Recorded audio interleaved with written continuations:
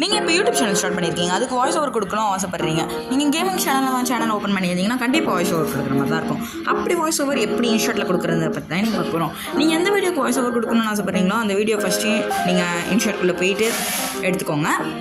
இப்போ நான் ஒரு வீடியோ செலக்ட் பண்ணி எடுத்துக்கிறேன். இப்போ இந்த வீடியோக்கு வாய்ஸ் ஓவர் எப்படி கொடுக்குறோம் அப்படின்றத பார்த்துக்கோங்க. கீழே வந்து ஸ்க்ரோல் பண்ணிங்கன்னா அதில் வால்யூம்னு ஒன்று இருக்கும். அதை கொடுத்து நீங்கள் ரெக்கார்ட் பண்ணும்போது எடுத்த வால்யூம் வந்து குறைச்சிக்கோங்க, ஃபுல்லாக குறைச்சிக்கலாம்.